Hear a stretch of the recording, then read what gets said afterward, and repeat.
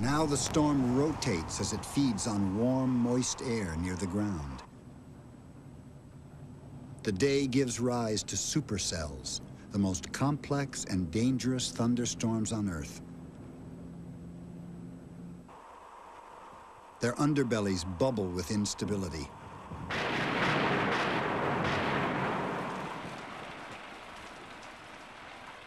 Lightning and hail are the least of their threats. Under the right conditions, they can also spawn monsters.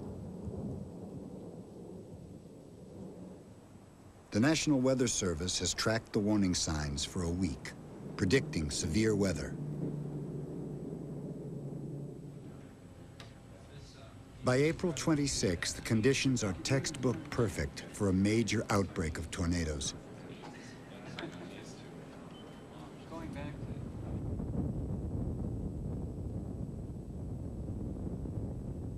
Throughout the afternoon and evening, across the central states, 56 twisters are reported. In the Hayesville area to get some more information on that tornado. Honey, be careful. It's going to be around 55th South and Is it going away from us? Officers are reporting maybe Marty. 10 to 15 houses in Hayesville that have been damaged Marty. by the tornado. Is it going away from us? They're saying that there's going to be damage in the area of 55th and Broadway and also 53rd Street South. I sure hope you're right. Then, at 5:57, a killer touches down in Kansas.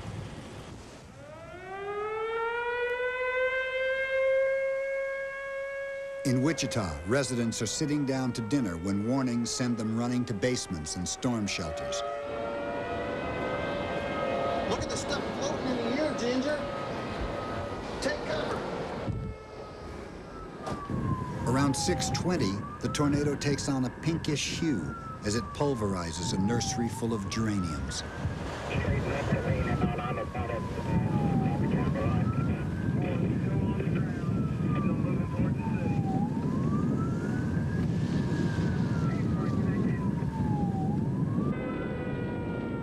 By the time it hits McConnell Air Force Base, the twister is nearly 300 feet wide.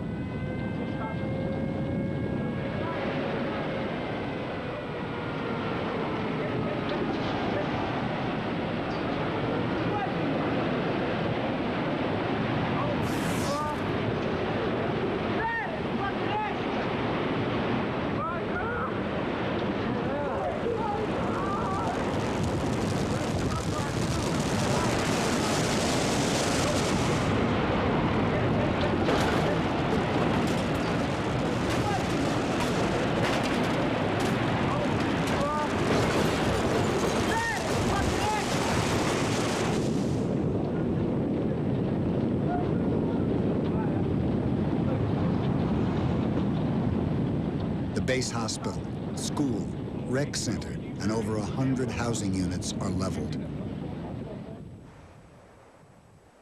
6:29. In Andover, the town siren fails, but most residents heed warnings by police and news reports.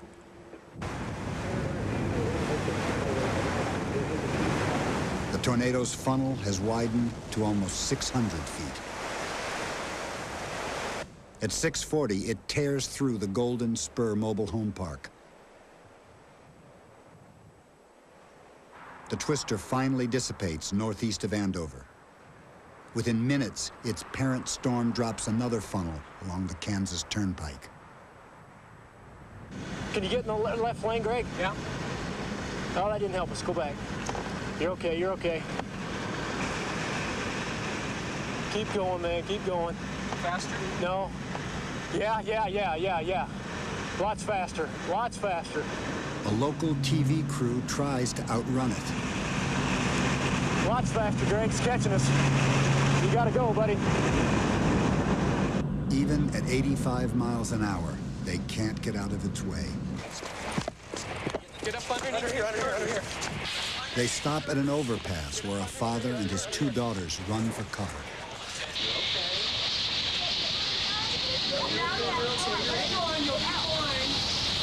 Hang on to the girder. Don't worry about it. Hang on. Now what you doing?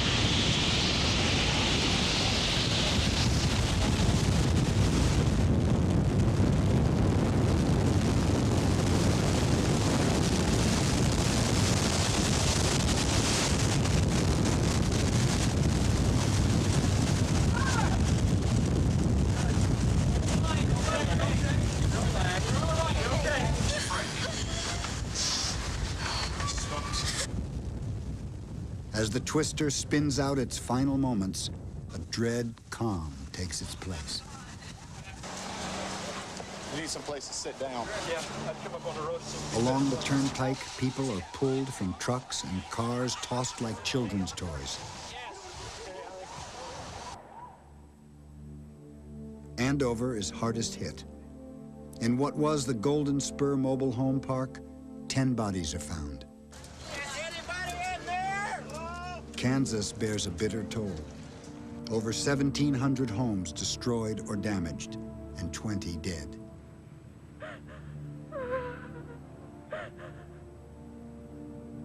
Survivors will never forget. The car was hovering. It was about 3 foot off the ground, just sort of floating in the air. Then all of a sudden, the car left and went right out the roof. What looked like typing paper floating around was really not. It was like garage doors and window frames, parts of houses. Ambushed on a country road, Brooke Ibarra took shelter under the nearest tree. In a flash, she was airborne, then dropped 1,000 feet away. The cows all of a sudden started running like a stampede. I was picked up by the tornado, and there was all sorts of debris. One thing I remember was the cow that flew past me. He was screaming. And then, before I knew it, it was over, and I was just laying in the field next to a tractor engine. Wounds are healed, neighborhoods rise from the rubble. The human spirit endures. Such is life in Tornado Alley, USA. Midwesterners once called them cyclones. Early photographs and motion pictures held viewers spellbound. Tornadoes begat their own myths. Some claimed they fused coins in people's pockets and cooked potatoes in the ground. In truth, they make airborne missiles of everyday objects. Some have deposited heirlooms 40 miles from home. Do they pluck feathers from chickens? No. Blame that on sheer fright. They inspire no less terror in people. April 3rd and 4th, 1974. In the largest outbreak on record, 148 tornadoes race across 13 states. March 18th, 1925. The deadliest tornado in history leaves the longest path. 219 miles of continuous devastation, 689 dead. Until the 1950s, accurate tornado wind speeds remain a mystery. Then a frame-by-frame analysis of this footage clocks flying debris at 170 miles an hour. Tornado science takes a leap forward in 1953 when Dr. Ted Fujita leaves Japan for the American Midwest. The main reason why we are here is to find out what tornado did. And in case of future tornadoes, what people should do, that's the kind of thing we want to find out.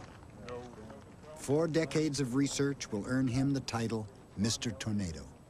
That, I think, it's a grain elevator up here. At disaster sites, Fujita proves there's much to be learned without braving a twister directly. He likens tornadoes to criminals who leave their fingerprints behind. Ground markings are clues to a twister's inner structure and dynamics.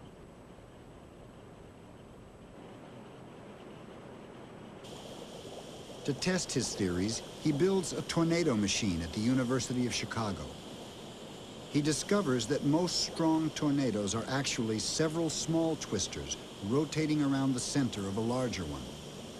These mini tornadoes can lay waste to one house, yet leave its neighbor unscathed.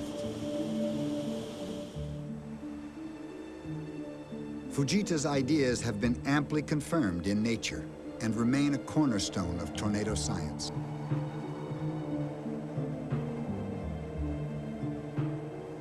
Although they occur around the world, 3 out of 4 tornadoes streak the skies over the United States. They favor the springtime and the warm hours between noon and sunset.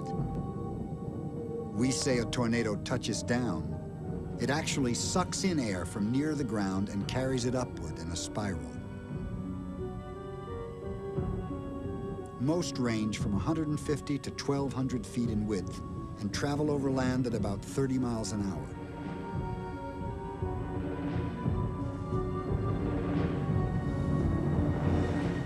The funnel is often hollow, a tube of condensed water vapor that takes on the color of dust and debris.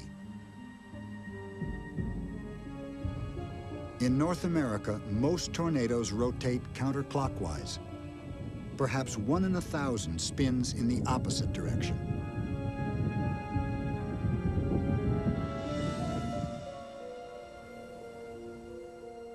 Twisters appear in many guises. They can bring to mind the snapping of a bullwhip or the delicate dance of ghosts.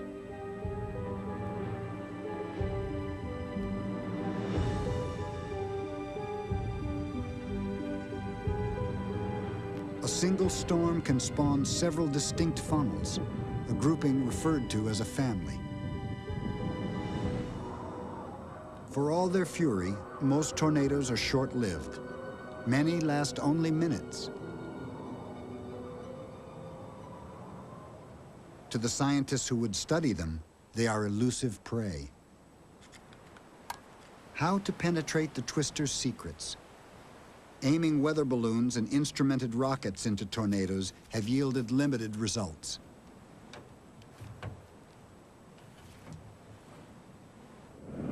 See whether we can. All right.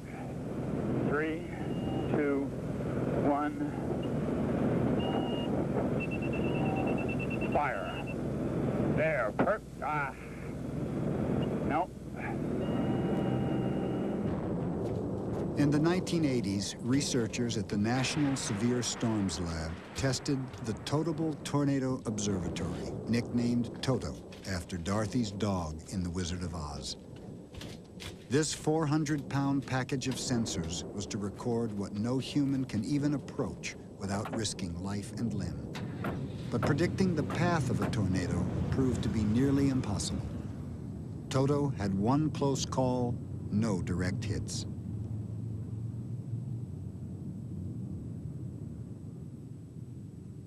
For now, the safest way to see inside tornadoes is to probe them from afar with Doppler radar. Like an X-ray of a storm, the system displays wind speed and direction. In 1981, scientists first detected the spiraling signature of a tornado on Doppler radar. Today, the system is used to issue warnings to the public. Still, we're not exactly sure why twisters form at all. We probably could produce a higher base storm. For Howard Bluestein, professor of meteorology at the University of Oklahoma, there's only one way to find out. Satellite pictures are nice, radar pictures are nice, but you need to look out the window and see the clouds in their very, very fine scale to get a feeling for what's happening. I don't understand how one can study a phenomenon without actually experiencing it, seeing it or feeling it or tasting it. To me, that sets everything in motion. That makes me want to understand why it's there, what causes it, what's going to happen to it.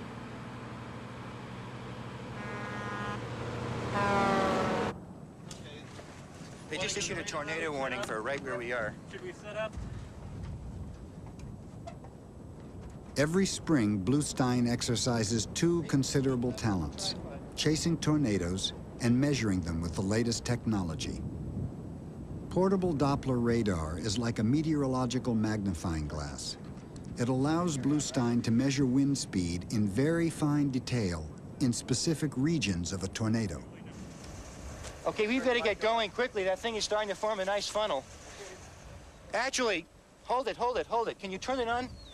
Oops, up power. It's starting to form a funnel. It's not that far away. I'm on the left side of that tight circulation. Bluestein's success rate is better than most storm chasers. The funnel cloud is just to our north-northwest. We're packing up the radar. He estimates 1 in 9 expeditions ends with an encounter. Okay, you got it? Yeah. Oh, somebody's taking pictures.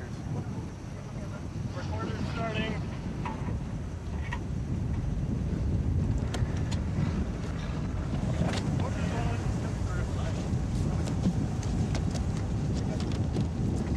Which mode are you in? I'm in CW. Okay, tornado is crossing the path of the radar. Debris in the air.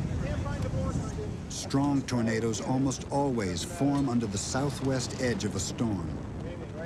Bluestein plots his course accordingly and tries to place his team roughly 2 miles from touchdown. Zoomed out. Just center the whole Yeah, thing. zoomed in all the way. No, Center it. Oh, what a classic. Should I go to FM? Only if you have a good CW signal. Look at the monitor. Okay, yeah. That's good. We're detectives, and we're looking for lots of bits of evidence. And the more pieces of evidence we have, the more likely it will be that we'll be able to solve the puzzle of why tornadoes form and what's their structure. April 26, 1991. Bluestein and his team track the outbreak that will ravage Andover, Kansas. Stopping tornado. Let's go. Let's go. A spectacular funnel stops them in Red Rock, Oklahoma. Their Doppler radar will capture the fastest wind speed on record, nearly 280 miles an hour.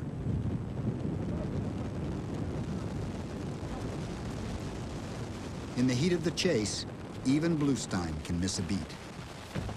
Get out of here fast. Let's go. For less frenzied fieldwork, Bluestein turns to these hunting grounds, the Florida Keys. August 1993. The National Oceanic and Atmospheric Administration and the National Geographic Society reunite Bluestein with Dr. Joseph Golden, Expedition Chief Scientist. As a graduate student, Bluestein once joined Golden to explore the skies over Key West.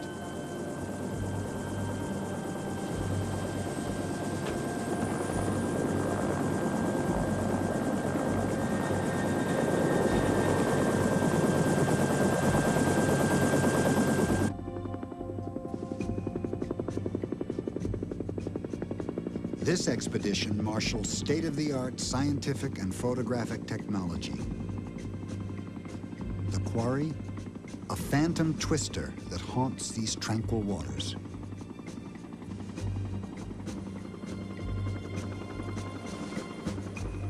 In 1967, on a vacation trip, Golden took a sightseeing flight over the Florida Keys and had a chance encounter with one of our atmosphere's most startling apparitions. Since that time, he has become the world's leading expert on waterspouts. Yeah, make about a 45-degree right turn, and then level out. Our knowledge of these ethereal ribbons was once based largely on mariners' accounts. Golden first emphasized their similarities to tornadoes.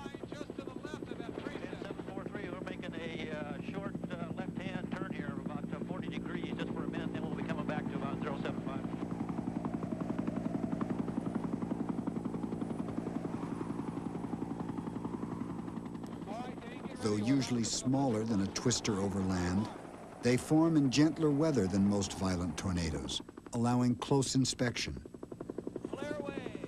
Smoke flares will help visualize airflow near the sea surface.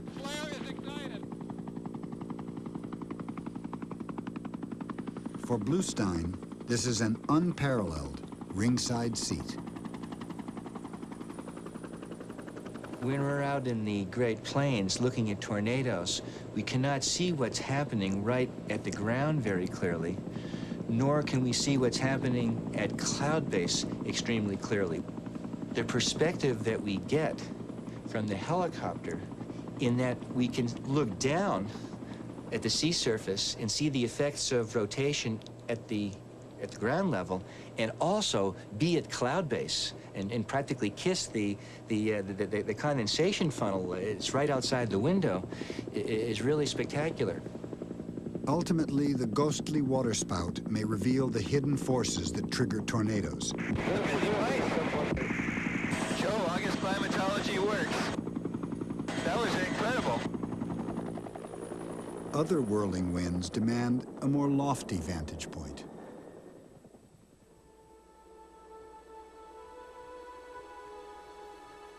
Okay, Declan, as we approach the hurricane from the southwest, you can see we're flying with the... Book a seat on the space shuttle for the perfect view of these monsters, over 500 miles wide and some 10 miles high. Creatures of the sea, they breed in the warm oceans of the tropics.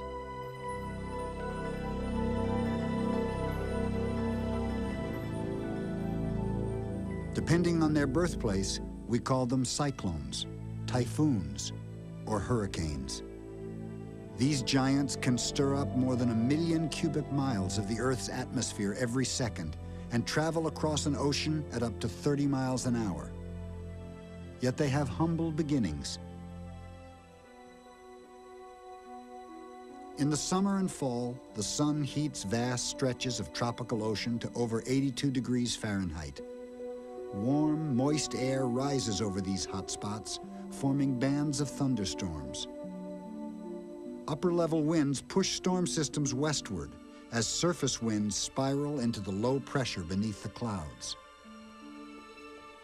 Occasionally, one such spinning wheel of thunderstorms gathers strength, feeding on moisture and heat. When winds reach 74 miles an hour, a hurricane is born. The storm's architecture is highly organized.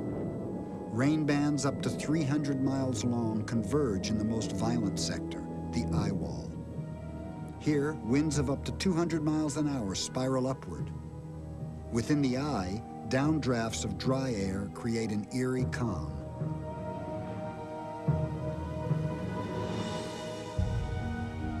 Most severe tropical storms spin out their lives uneventfully in the open sea.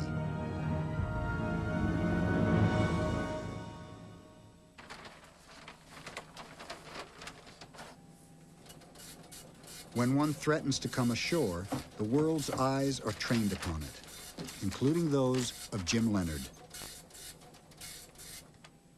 A professional storm chaser, Jim checks forecasts religiously. He prowls the globe for weather that most people would simply flee. Among chasers, Jim has few peers. Some say he has videotaped more severe storms than anyone on Earth. He has no formal training, no college degree in meteorology, just a lifelong passion. 15F, you're all set. Thank you. You're welcome. When I was 10 years old, I had my first real hurricane experience with Hurricane Donna.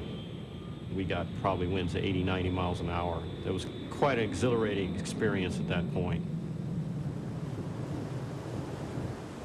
People think I'm crazy, but that's, you know, that's their own opinion. You know, it's not going to change. I've always been crazy about storms, and I always will be. The best of them all probably was Hurricane Hugo. Went down to Puerto Rico and got a direct hit. And as it got stronger and stronger, debris was starting to be lifted off the parking lot, and it looked like it was going to get blown back toward us. So we decided at that point to start going down the stairway. As we're going down the stairwell, the rain is being driven into the walls, through the stairs, coming down the stairway, and the wind you see here squealing. At this point, it's probably in excess of 150 miles an hour. And that was quite an experience. It was like one of the chasers called it the hallway from hell. I have no reason to be in a storm if it's going to scare me. I'll, get to the point, to play the safe route as far as I can. But if I want to get that ultimate shot, of course you're going to take some chances. 1992, Typhoon Omar in Guam.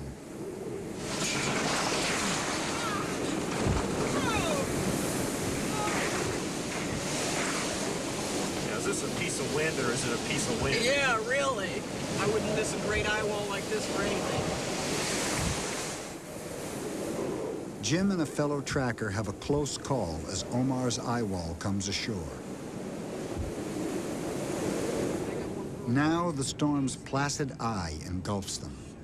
It seems over. It really does, but it's not. We're It's going to so get eerie. blitzed again. I know. I can't believe that we're going to get blitzed again. It just seems impossible. That was flabbergasting. The unsettling lull does not last. Here, the trailing edge of the eye wall rushes in, with winds blowing in the opposite direction.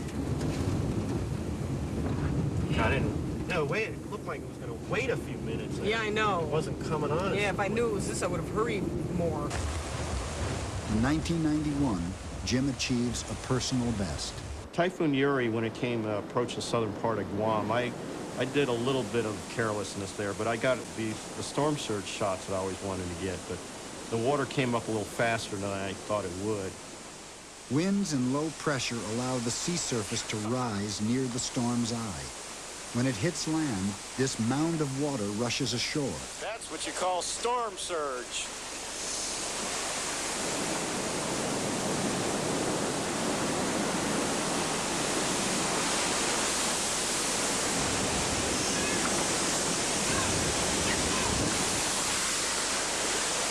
Great.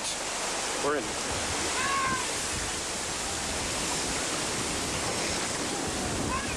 Oh, great.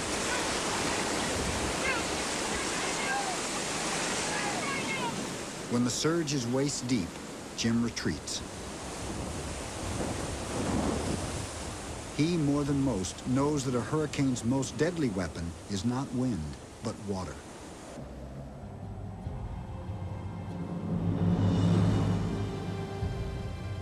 Nine out of 10 hurricane victims are drowned by storm surges. They can raise tides more than 20 feet above normal and flood 100 miles of coastline under 10 feet of water.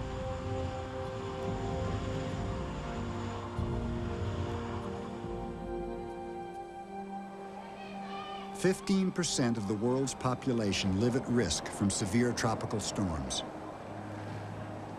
Atlantic hurricanes assault the U.S., Mexico, and the Caribbean.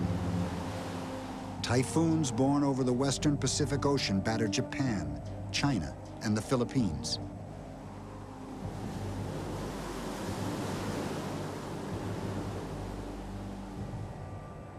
Most deadly are the cyclones that strike Bangladesh. Here, millions farm a river delta in places only inches above sea level. Escape routes are few. Loss of life has been appalling. In a single 1970 storm, over 300,000 dead.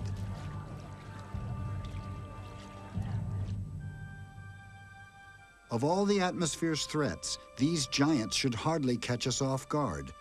Weather satellites track them from birth. But no technology can predict exactly where one will go. To penetrate the hurricane's secrets, researchers ride a flying laboratory into the eye of the storm.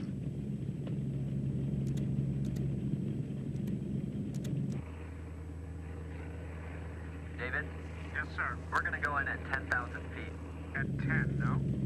Yeah, we're playing it safe. Looks impressive anyway. We have about 15 miles to the beginning of the wall here.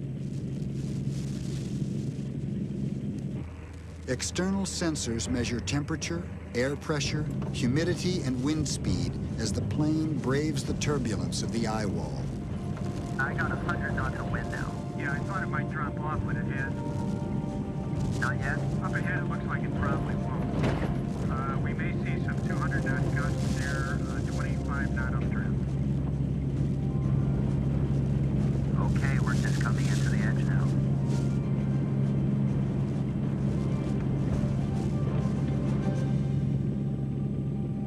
An oasis of calm, over 9 miles tall. The eye is virtually clear from sea to sky.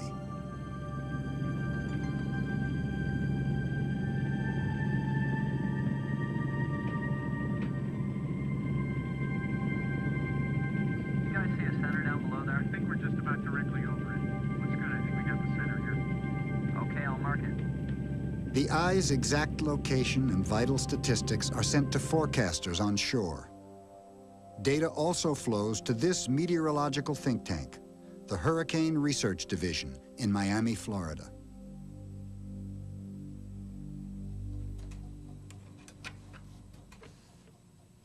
What global ingredients determine how many hurricanes are born each year and what paths they follow?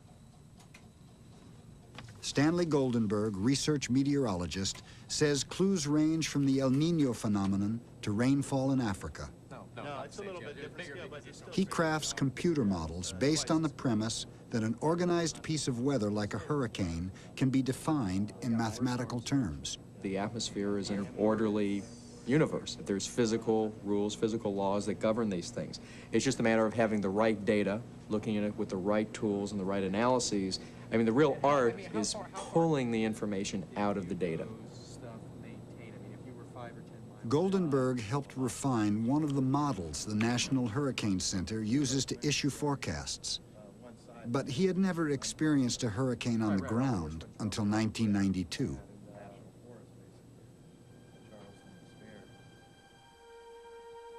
On August 17th, Tropical Storm Andrew takes shape, about halfway between Africa and the Caribbean.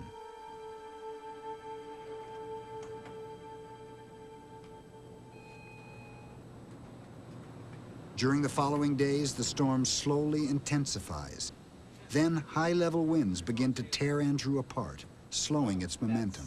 Well, it's the slowest. It's the slowest one. Yeah. But so say 3 days puts it here. Yeah. So by 4 days. 4 days. Saturday, Sunday, Monday. To Goldenberg and most other meteorologists, Andrew has only the slimmest chance of ever becoming a hurricane.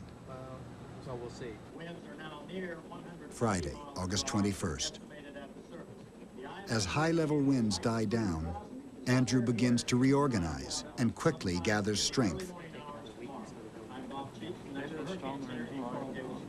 Computer models show Andrew might head towards southern Florida, but Goldenberg and his colleagues dismiss any immediate threat.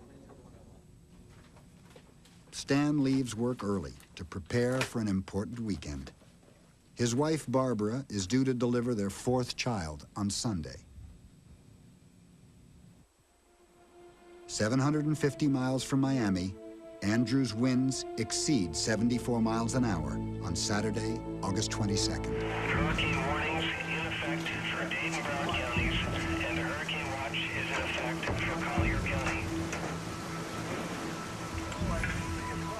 The first hurricane of the Atlantic season is born.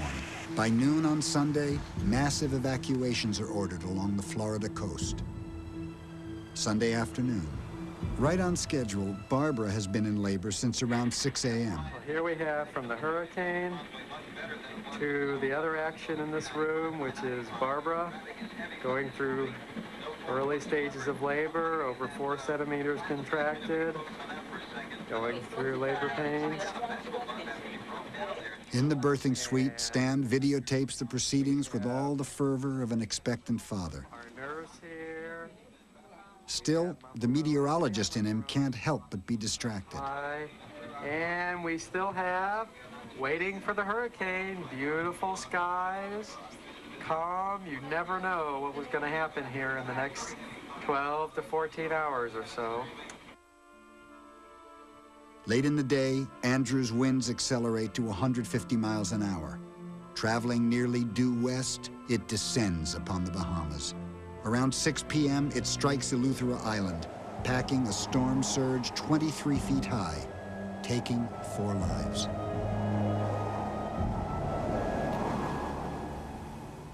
Having a boy makes you feel like a father, and having a girl makes you feel like a daddy, right? There you go. Stan steals a few hours with the new arrival, Pearl, then leaves the hospital. He'll ride out the storm at home. Hurricane to hit Miami. In Miami, violent skies herald Andrew's approach.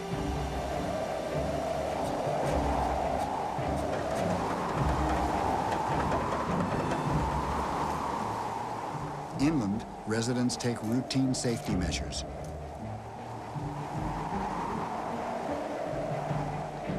"7 miles from shore, Stan and his boys are joined by his sister-in-law and family.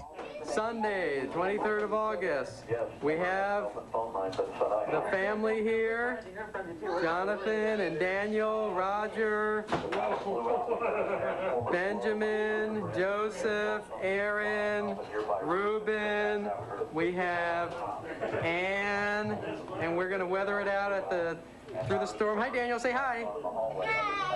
In the dead of night, Andrew suddenly intensifies as it approaches the tip of Florida.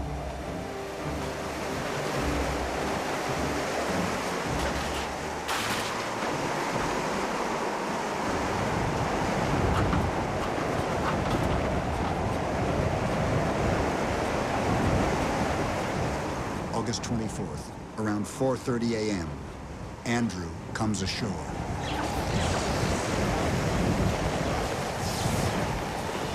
Looks like our TVs are out. Maybe the power is out now for the duration of this.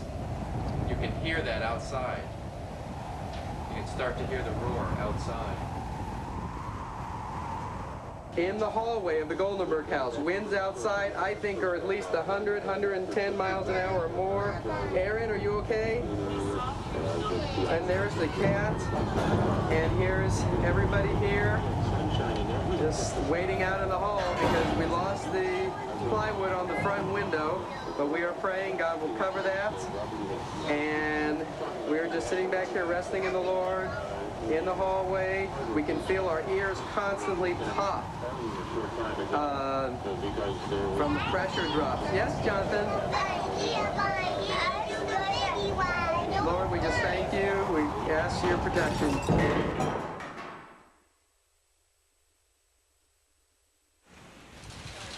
This is Stan at 8:30 in the morning. We have been through a night. This is our street. Trees down everywhere. The big tree, this was a huge tree in front of me, just one window broken on that car. Trees down everywhere. These are our sweet, precious neighbors. These shutters survived the storm. Every window covered with this type of shutter survived. But our house, which had wood shutters, the roof lifted off. And as you can see, we have no house. This wall fell on us, containing the refrigerator, the stove. This is the wall. Fell on top of us. Stove down there, cabinets, all fell on top of us. And that small space you're looking at, the mattress and everything, that's where we were pinned and protected during the worst part of the storm. Benjamin and Joseph. Incredibly, 3 adults, 6 children, and a kitten emerge unharmed from the wreckage that was Stan's home. The scope of the disaster has not yet dawned on Miami. At the hospital, Barbara rests assured that her family is safe. Can perhaps get the first look at what's going on up in the air from Sky 4. The hospital had an emergency generator, so we still had power. And we saw all of the first footage of this destruction and storm, and we were in shock. The first areas they went through, they were kind of relieved, saying, oh, and just making interesting comments about how this car is thrown here and there. But they became much more sober as they went farther south. This is incredible. It has just flattened this area. It did not look possible that anybody could be alive. And that was just a mile or 2 from my house.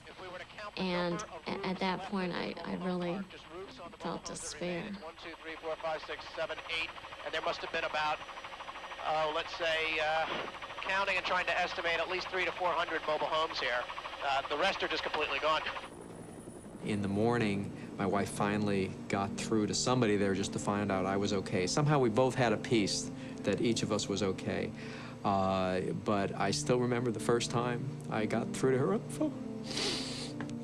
You know, I just wept. I mean, it wasn't just the excitement of getting through to her, it was me pouring out the emotions of what I had been through. I mean, we'd been through an incredible experience. Andrew's storm surge wreaked havoc along the Florida coast, but its winds devastated an area larger than the city of Chicago. Some 135,000 dwellings damaged or destroyed.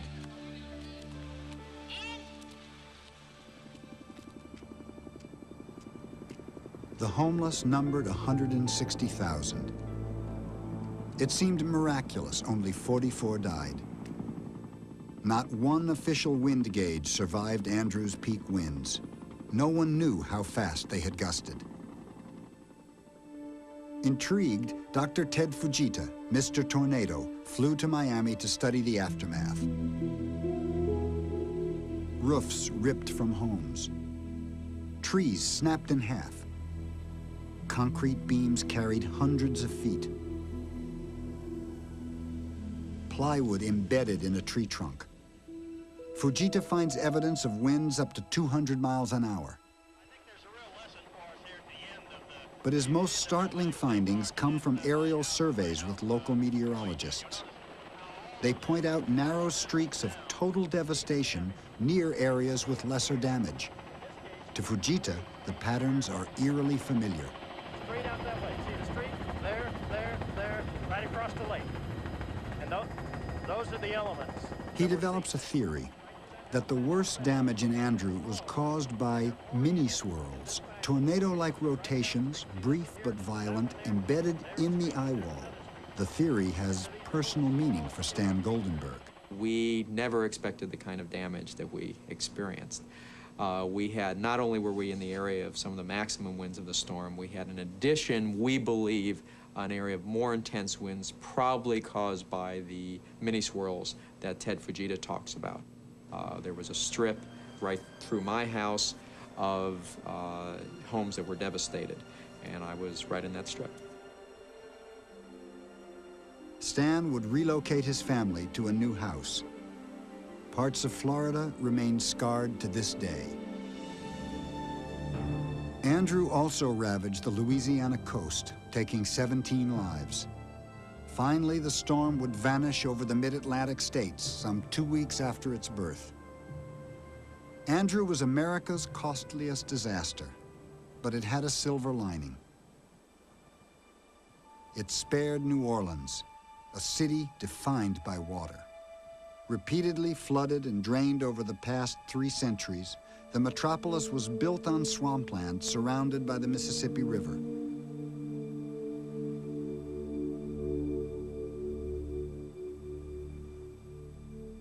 Shaped like a bowl, the city's terrain rises near its edges and dips in its midsection to below sea level.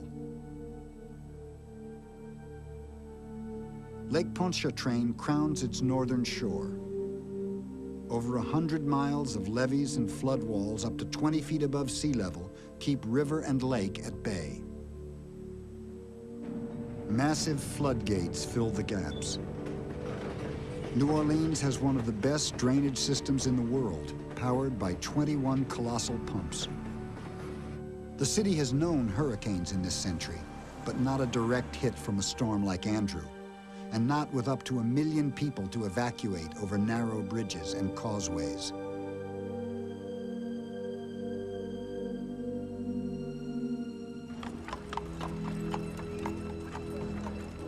Former meteorologist in charge of the New Orleans National Weather Service office, Bill Crouch, fears the levee system provides a false sense of security.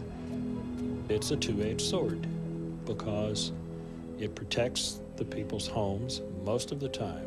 But if water ever comes over the levees, it's going to get as deep as the levees are tall, and the lake would be 19 or 20 feet deep. This means that in parts of New Orleans that are below sea level, the water could be 30 feet deep. That is, you would not be safe even in a 3-story house. So those are the scenarios we look at, which would force people to go upward into the buildings downtown. And even using that refuge, it's my belief there would still be a great loss of life.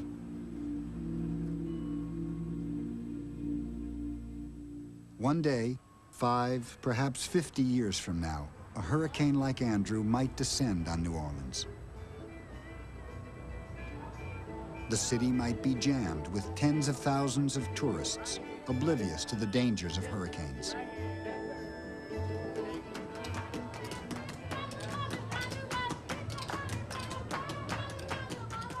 Evacuation would be ordered, and many would heed the call. but advanced weather could move in quickly and flood the causeway, knocking out bridges.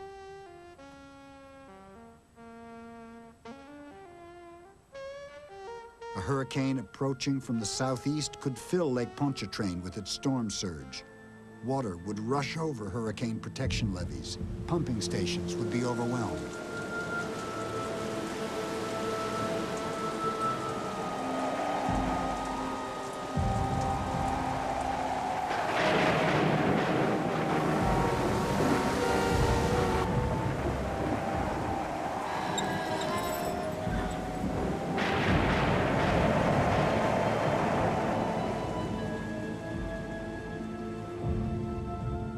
This grim scenario may be imaginary, but the threat is not. 100,000 might be stranded in the heart of the city.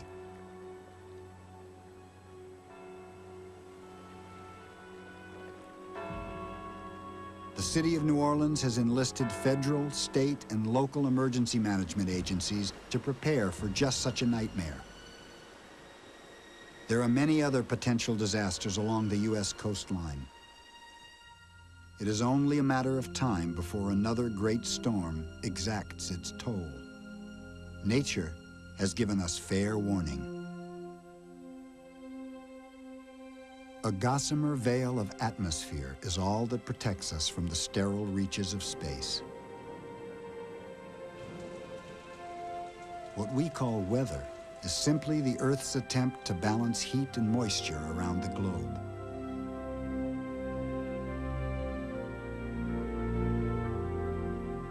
Swirling winds may spawn tornadoes and hurricanes, but they can also breed whimsy.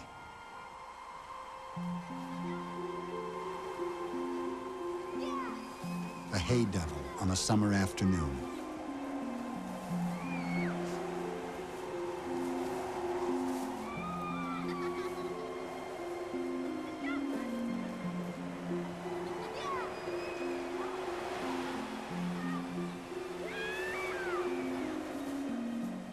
Our home is a planet perpetually in the making, forever new. The same awesome powers that sustain life can also wreak destruction. It is up to us to be prepared. There lies the challenge and the delight of living on this dynamic Earth.